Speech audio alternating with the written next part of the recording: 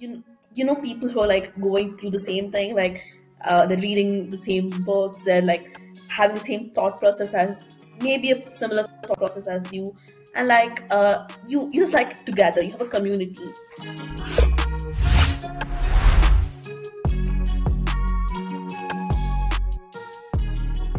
Hello, everyone. This is the Young Eager Writers podcast. We have a guest today. Today we have Aditi. I'm actually going to let her introduce herself. But first, here's Michael, and I'm Desiree. Thank you for joining us again. I have to give my little intro first about Aditi. Aditi has been helping with the Young Eager Writers team, is so awesome. Not only is she in charge of manning all of the blogs, which means that she is working with all of our team all the time and making sure people submit things on time, making sure that they look nice, writing blogs herself. But also, she is helping with our Young Eager Writers book club. So, very excited about that. We have a fun episode for you guys today, not only for our writers, but for our readers as well. But anyway, let me pass it to you, Aditi, if you want to introduce yourself. Hello everyone, I'm Aditi. I am the blog director and the assistant book lead for the book club. So my job basically allows me to interact with young writers like myself and also talk about young readers. So this kind of like basically joins two things I'm most passionate about: writing and reading, and that's what I hope to be talking about today. I I do want to start off and just ask everybody up front, what are we reading? Is there anything that you guys are like really enjoying right now, or maybe something you just kind of have by your bedside? I'm curious. Aditya, I want to hear what you're reading first. Oh yeah, so I just finished this book called Kim Jeong, born 1982. Mm. It's about this one woman from Korea. It basically revolves on her entire life from the time she was born until she has a child of her own. So it's amazing. It gives an amazing insight about society in Korea. It's I really look at it at being a feminist classic a few years down the lane. It's amazing. I'll have to add that to the reading list. Like, You really should. Yeah. I love hearing what you guys are reading. So I'm like, oh, that's one more to buy, one more to spend my money on. It's always um, problematic because the TBR, like, it only goes in one direction. It grows, and even when you try and knock it down, it's just impossible. I've given up. I just have like this like massive list of like several hundred books that like I want to one day buy, but I think I'm waiting till like I can have a library one day, like an actual library, because I used to have a bookshelf. Well, I have a bookshelf, but I used to have like so many books they couldn't fit on the bookshelf. So I donated them, which was the right thing. And I felt good, but then it also was sad because it was like, oh no. So now I'm thinking again, like, do I want to buy like 400 books just to have to like donate them 5 years from now because I have no space for them? So that's my life. But I would say I'm reading two books at the moment. In nonfiction, I'm reading this book, which is it's heavy, but and it sounds boring, but I like this stuff. It's called On the Origin of Stories. So it's all about cognitive evolution and how we came to be storytelling beings. And then the other book I'm reading is actually super cool. It's called Proxy, and it's from this rock band called Starset. They didn't actually write it, but it's based on their music, and like it's inspired by it. So it's pretty cool. It's like a dystopian-ish novel, and I just think it's so cool that like a rock band, they're pretty popular rock band, is kind of like combining, mediums and is like taking their music into books, and I guess in that way their stories are also coming through their songs too. So yeah. yeah, that's so niche, like in a really cool way. Like I love that. Like that's so two very specific books. So I'm glad you shared those too. Um, I have to geek out about mine. I have been reading The Wolf Den. There is a sequel. I'm very excited about it. And I was trying to look up if it was out yet, and I accidentally spoiled part of this book for me. I'm very upset about it, but it's okay. Oh no. But very, very well written. I am a sucker for a fully developed female character who. I'm so glad Aditi's agreed. Me and you both, right? And the books, trilogy and duology books have this certain aura, this anticipation in them. It's just amazing to read them. Like, just like you want to keep moving to the next book. It's amazing.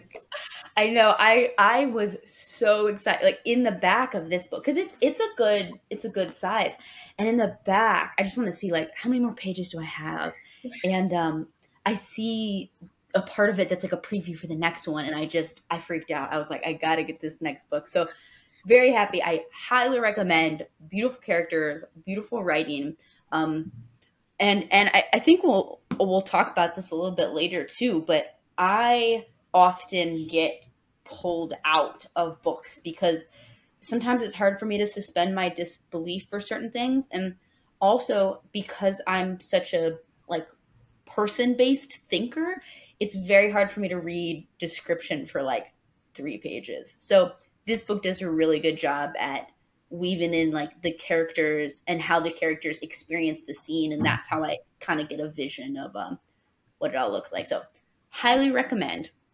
But yeah, so to stay on theme with the topic, I think we have all heard many, many, many times to read like a writer, but that doesn't always, it doesn't make sense. So I just wanted to ask each of you, what does that mean for you? How do you read like a writer? I'll start with you, Aditi. Okay, yeah. So I spent considerable amounts as a reader and a writer and a person who's been around reader and writers. So basically, I think what differentiates writers from just like normal readers, ordinary readers, is that writers know the process of writing the novel. They know the thought that goes into it. They know the nuances that go into it. Like yesterday, when I was reading Kim Ji-young, like I told you a few minutes back, you could sense the kind of linear way of telling the story. You could like feel the characters in so much more depth, get the essence of the characters so much more. And as a writer, when you read a book, at least that's what I do. I usually put myself in the writer's shoes and wonder how I would take this, like how I would write it.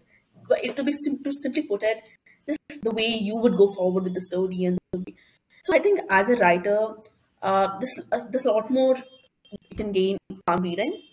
Also, a lot more you can get, a lot more you can like attain by reading more.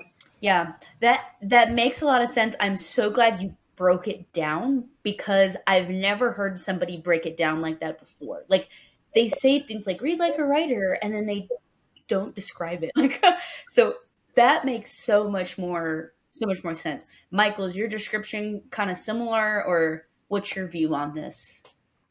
No, I think that was a really great way of describing it from Aditi. And I think for me, it's somewhat intimidating sometimes when you actually approach reading like a writer, because when you actually begin to like read, the process of reading and writing are quite different. So when you're reading something, like typically if it's a published book, it's going to be like complete for one, and like with completeness doesn't necessarily mean like there could be a second book in the story. There could still be some loose ends and things that aren't perfect, because there's no perfect story and perfection is subjective in story. But it is true that it will probably be really clean and most things will make sense. You'll notice these things that are like, that is a beautiful way to describe that, or I can't believe that this character did this on this page. Like, wow, they took me for a twist. And then you start writing, and your writing might not look anything like that. And this isn't because, oh, they're a better writer than you. It's simply because you're reading someone's maybe 10th draft and you're on the first draft. And I think for most of us, that the problem is not how do we, I mean, going from draft 1 to draft 10 is difficult, but going from draft 0 to draft 1 is in many ways even harder. And sometimes reading like a writer can make that process of just starting and finishing your book and being like, you know what, this next chapter is not going to be perfect. This next chapter might not even make it into the final book. But you still want to write it anyways, because something in it will lead to something that uncovers more of your story. So there's kind of a difference there. And I think as well, reading like a writer doesn't extend to just like reading fiction and seeing what an author does. I think reading like a writer, like it's really more of a lifestyle in terms of how we consume and experience the world. So reading like a writer means I read a random article online or something that you stumbled across, because we all happen to stumble across things, and I have an idea. Let me jot it down. Or I'm watching a movie, and what are they doing in that form of storytelling that I can learn from? There's a social media post, a TikTok. I mean, these are all storytelling in weird ways, but it's constantly observing and trying to learn from things that you like that might not even be a book, that might not even be anything in your genre, that might not even be anything that you thought could exist before.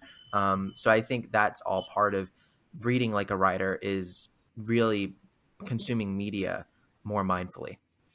Yeah, like you're right. It's not limited to just simply fiction, simply poetry, simply your genre. Like you're always consuming content that you can take in as inspiration. Go ahead, Aditi. I see that you're trying to say something. No, I just said that when you read a writer, you're more critical and appreciative at the same time. It's kind of really, it's an experience, because you appreciate literature, you appreciate the thought that goes into it, but you also critically analyze those texts. So it's an amazing reflective process. Yeah, yeah, and it's something I think the way that I think about it, which I think is similar to what you guys are saying, is it's kind of like active listening. It's like I can listen to something, like even a song, for instance. I can put a song on and listen to it and take it in as I'm walking around, whatever. But to actually sit and analyze the lyrics and analyze the instruments and all of that, like it's a deeper level. And sometimes we're consciously doing it and sometimes we're not. I think that naturally as writers, we do kind of see the elements that go into it, because a lot of times it's inspiring to read a work and to apply it to our pieces. But it does require some level of consciousness of you have to pay attention. You have to sit here and say, I'm going to analyze the dialogue right now. Yeah. So I have thoughts on this. But I want to ask first, how do you guys in your own like day-to-day read like writers? And then how do you take what you've read and apply it to your own writing?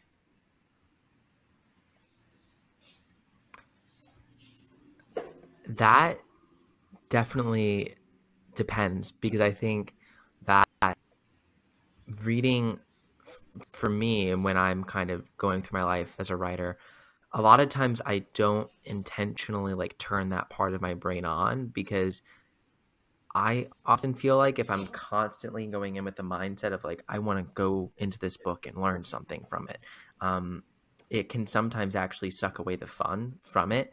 And like, most of all, like reading like a writer for me is actually reading like a reader and being like, oh my God, like this book was awesome. I'm geeking out over it. I love it. And just like then thinking like, okay, then why am I loving this? So actually like letting myself just get into it and have fun is sometimes like my go-to when thinking about this stuff. I don't oftentimes enjoy like, okay, let's pick up this specific short story because this specific author did something that I need to think about, and that's really good. I mean, like that's useful. I've done that in workshop before, and like it really is something that people can do. But for me, I haven't found that to be what works best. I found it to be what works best is like just find things that interest me, enjoy them for what they are, and then kind of step back and reflect and be like, well, what did I really enjoy about this? And from there, that's kind of like that deeper questioning is where I kind of begin to read like a writer. But to be honest, I think readers do this too. And it's why like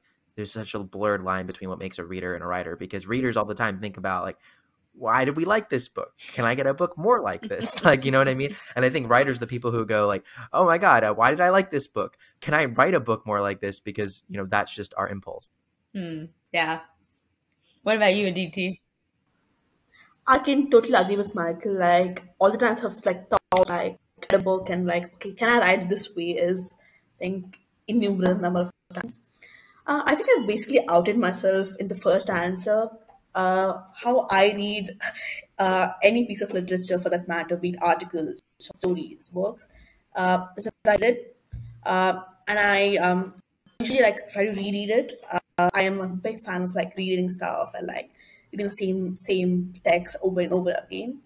So the first time I just like as a reader, and then the second time I try to think about the thought process of a writer, about how they might have felt while writing this part of the short story of the article. What I usually do is I have this personal doc where I basically write about all the books I read that year, that month. So usually I basically write what I like. It's usually the bullet points or paragraphs, whatever, and what I noticed. I love highlighting and annotating on my books. It's like a very weird habit. Like not a lot of people will feel very strong about it, but like I love annotating my books. Yeah, so those are stuff I do. And like yeah, I think each person has their own way of thought process that goes on while reading. I'm so glad that you talked about annotating in your books, because that was something I was going to talk about. I was like, everyone's going to hate me. Oh no. Yeah, I'm a big well, so I think for me it started in school, and not like college, not even when I was younger, but in college, as an English major, I I was reading all the time. Like I would have one class for one semester that had 12 books, and like, and times that by 4 or 5, and I had to be able to remember what I was reading. And so I would and I only recently stopped annotating, but I would do that all the time. I still would mark and say, I love this character, realistic dialogue. I would put question marks by things I was unsure about, or specifically, which I think this is something that's important for writers to think about, is while you are marking and taking note of the things that you want to mimic and the things you like, you also have to take note of the things that you don't like about somebody's writing, which I think is okay to do. So I would make little marks, question marks of things that were unclear, or maybe moments that were unrealistic to the characters. Like I said earlier, it's hard for me to suspend my disbelief if a character doesn't react a realistic way. And so I would mark that in the book and be like, this character was really cool with this lady being a witch, and it doesn't make sense to me. So I think that's also important as well. So I just got to ask, Michael, do you annotate in your books? Are you with us? Are you against us? What's the deal? I don't normally annotate in my actual books, but I do take notes. But usually, like outside of the books, yeah. That's probably good, especially because you donate a lot of your books. That's smart. That's why I stopped, because I was like, I don't think people want to see all my crazy writings. I think people like it though. It really depends. Like it just, for me, I don't know. It's just not a habit that I've gotten into. Like that's the honest truth. Like I could do it, but I guess I just find it easier to like actually put the notes into a computer and organize it that way, because it's easier for me to then go back and see my thoughts like when the book isn't around me. Like a lot of times when I'm writing, I'll reference my thoughts on various things, so I can just kind of very easily get to it and not have to be like, what page was it on? Let me flip it. So that's the honest reason why I do that. That's a good point. Yeah. Before my next question. Oh, go ahead. I'm sorry, DT. Like, I think because for me, there's like a little bit of a lag. I keep interrupting you, so I'm so sorry. Go ahead. Yeah, but I love reading previously annotated books. It's like you can see how the book was loved. You can see how the previous readers read the book. It's just amazing. Like you can you feel like you're in another person's shoes while reading the book. It's amazing. I think one of the few joys of reading a second-hand book. Yeah. Yeah, there's something about a book that's well worn that I really love, but my notes are crazy. I don't know if people would want to read my notes. Okay, so I'm interested because actually before I give this question, I actually want to talk about something. So many people treat being a reader and being a writer, they go hand in hand. They say you have to be a reader to be a writer. It's so important. While I agree with that, I think that the pressure that we put on readers to be the pressure we put on writers to be these intense readers is a little unfair. I'm trying to think of a good way. It's hard because I'm very conflicted because I'm not a fast reader. I'm not a very strong reader. I need time to really soak something in. I need time to really I need to be in the right environment to read. So it's very hard for me to read every day when I have everything going on. Though I practice active reading, reading like a writer, I don't do it on such a regular basis. A little bit more nowadays, but back in the day, I definitely didn't. So while I think that it's really important for people to read, I think it's also important for people to read what they like and read like the authors that you want to learn from. Like people say, read the classics and yes, read the classics, but don't force yourself, to read Frankenstein or Dracula or, if you're not going to gain anything from it. So, Aditi, what are your thoughts on that? Totally cool if you disagree. I'm curious to know. I totally agree. I'm so happy you brought it up. Um, from personal experience, I was a writer. Weirdly enough, I was a writer before I was a reader, and for the longest time, I had this pressure on myself to read as many books as possible. I I I had a I had a chart where I would like know the number of books I was supposed to read, the books I read. But like after a few days, I would say reading is important, but enjoying what you read is more important. It's about making reading an enjoyable activity and not a chore or a or a thing to check off your daily checklist. It's okay if you don't read a day. It's okay if you don't read a week. It's okay, but like as long as you read what you like and as long as you start reading, that's important. Yeah, and for the first question, I do believe reading to a certain extent forms a foundation for writing. I think all good writing comes from great reading. But like, yeah, it's not about how much you read, but the way you read. Like, yeah. I like that. That's a very, very good answer. I feel so comfortable with that answer because I was the same way. I was a writer before a reader. Even when I was younger, I started writing like stories and songs actually when I was about 7. But then simultaneously, I remember my mom I was homeschooled. So my mom would make us read. I had to read a chapter a night and I would be like, all done. And she was like, did you really read? And I was like, of course I did. And, and I didn't. So like, so it's comforting to hear that somebody else was also a writer first, and that because I do believe that reading is so beneficial for your writing. I feel like it is a must, but I think that the restraints that we put on writers to be these super enthusiastic readers is a lot. But Michael, what are your thoughts on this? Yeah, I think when writing is the medium of choice for how you're creating your stories, it's obviously important to read like quote unquote great writing. You get to define what great writing is. You can go out in the world and find it what it is for yourself. But I mean, if you never learned how to read in your life, which there are lots of people in that position, and a lot of that's not like an individual thing. A lot of it has to do with community, economic conditions, where they're born, and it's that I think is sad, but it's also a privilege to be able to read.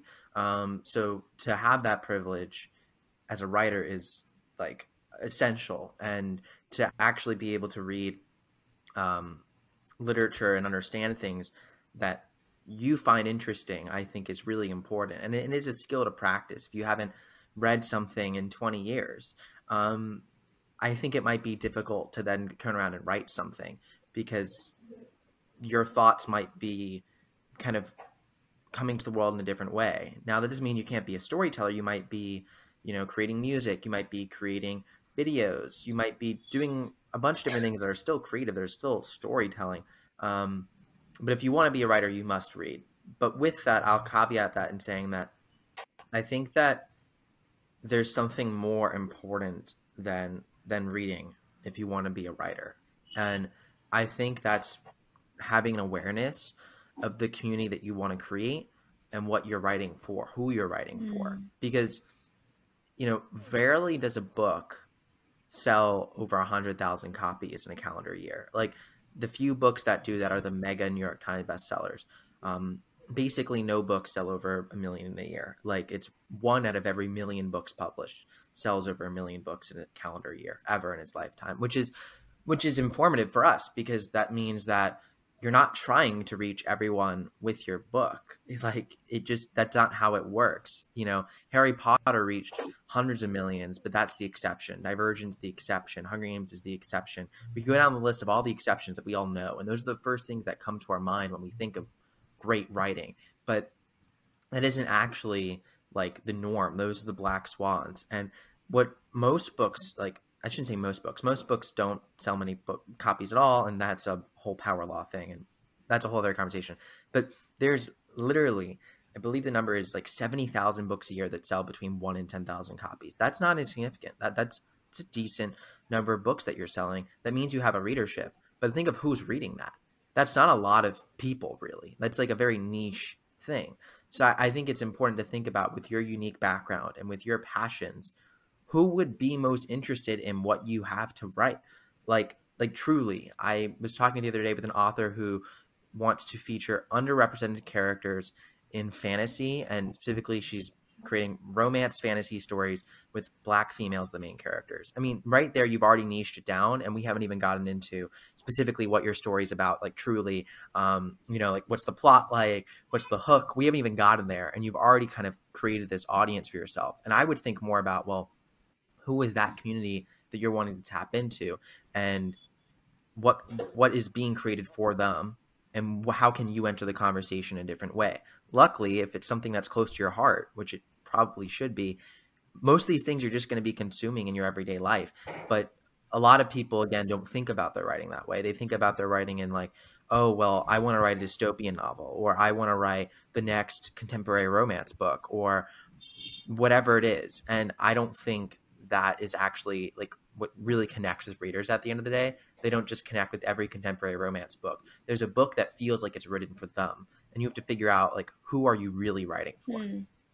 I love that. Yeah. I mean, I think that's absolutely something to keep in mind during, I mean, if not for the first draft, definitely second, third, when you're thinking about how do I really connect with my audience. And that's also something I think that you can think about while you're reading, is like, how is this book connecting with you? Because that's something that I think that's a part of reading like a writer, is where was that energy put into, like, why are you connecting right now with this character? I know even reading The Wolf Den, like, I'm like, oh my God, like, this is such a rich conversation, or this character has flaws and is relatable. And I'm taking note of that as I'm reading it and saying, this is like a real person now. And in my heart, this character really exists with me.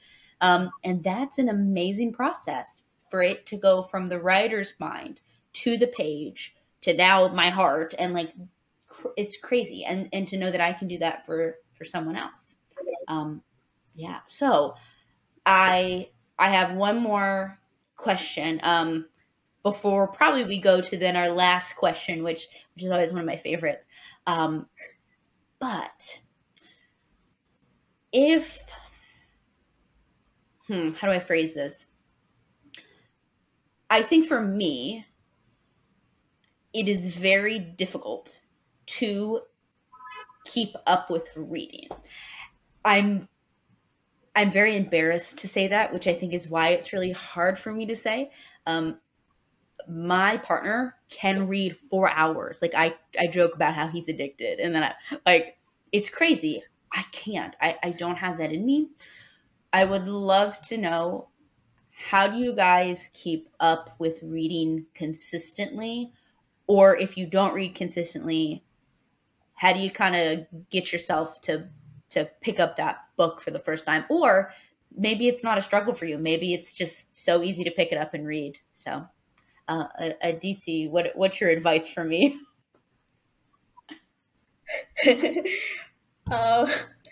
It's actually something I struggle with too, so I don't really know how to give you advice. But I'm trying to overcome it, is all I can say. Is that I usually like try to plan my books. So I try to know what kind of books I want to read, when I want to read it, and if there's a book I'm stuck at, there are a few books where the middle part of the book gets very draggy and endless. So I think I've like learned to like not shame myself when I drop a book. It's perfectly okay. You can pick it up later, or like move on to the next book. I also like reading something I really like, um, to keep my own schedule. So it's no longer a chore, like I said, no longer a chore. Other than that, yeah, I can't read for long hours too. So I'm sorry, I don't know what to say. No, honestly, I that makes me feel so happy to hear that you too will like get to the middle of the book and just be like, you know what, I think I'm gonna put it down, because that happens to me too often. And it's like I try to push through, and I'm like, I can read this, I can do it, but then I'm like, I don't really want to. I think that's where a community of readers or like a book club helps, because like people who are like going through the same thing, like they're reading the same books, they're like having the same thought process as, maybe a similar thought process as you, and like you just like together, you have a community, or like you can like lift each other up, or like motivate each other to go forward in the book. So I think that's one of like the biggest reasons why you should join a book club. Yeah, I mean, to have someone keep you accountable is a big, like, I have that even with writing. I'm in a writing group. Or even if I know my friend, I told her I want her to look at something. And so I know I can draft something and send it to her. Having somebody to keep you accountable is great. And having somebody else to like geek out over the book with you actually sounds really nice. So that's something I'll definitely have to, if not join our book club at Young Eager Writers, join some book club, or even just have a group of friends and be like, You should be join our book club. I know, I'm gonna have to. Like, I'm super excited. It's just something fun and new that we haven't done yet, and I think I'm nervous. So after this conversation, I feel so much better to think like maybe I will actually join. That sounds really fun. Michael, sorry, wait, I have to sneeze. Okay, maybe I don't have to sneeze. I know, I'm like, it ran away as soon as I called it out. Anyway, Michael, to pass that question on to you, how do you kind of keep yourself accountable, or are you just like an easy reader? You're just totally cool with picking up a book and starting it? Yeah, no, that's a great question. For me, I am usually not that amazing about taking time to relax or rest in general. So reading would be relaxing for me. It is. Like, I hope it is for most people. But me actually taking that time is not something I do in general in my life. So it's something that I'm trying to get better at, but I kind of like have to balance my priorities in a day and like even at like a time in my life and be like, okay, well, going to college right now, I'm writing books, working in a company, like where is there time for other things? And there isn't that much time. So right now, reading isn't a huge priority in my life. So it's not something I actually put pressure on myself to like quote unquote make time for, because I feel like, there's other areas in my life in which I do have pressure and I know where I don't need the pressure. Do I make pressure on myself for writing? Yeah. That's where I would definitely like be like, okay, like time to get those words in, sit down and do it.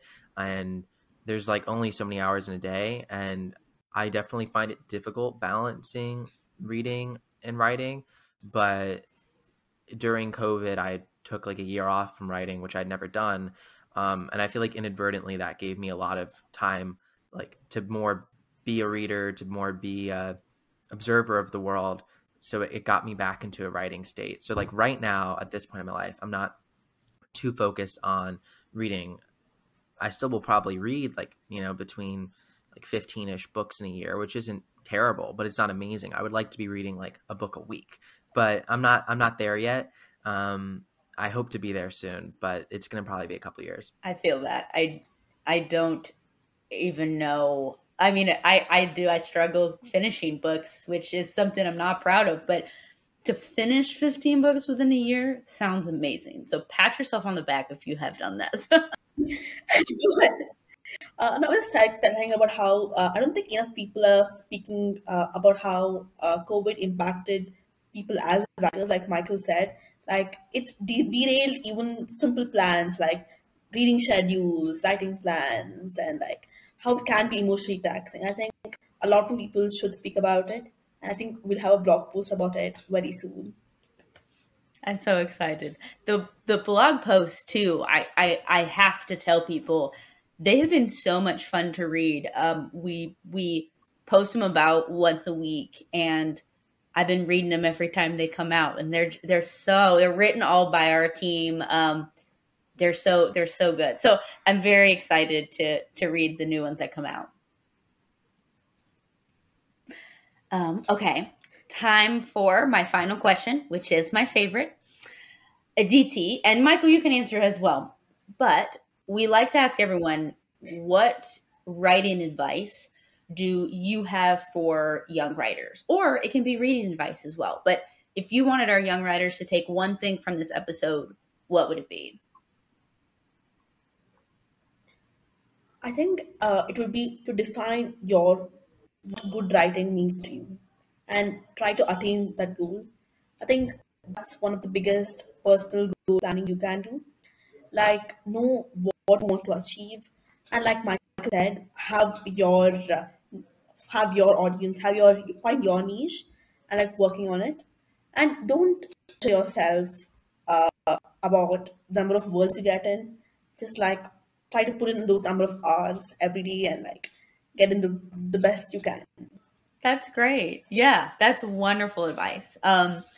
Michael, anything on this episode? I would just second what Aditi said. She's in the conversation with us today, so listen to her advice.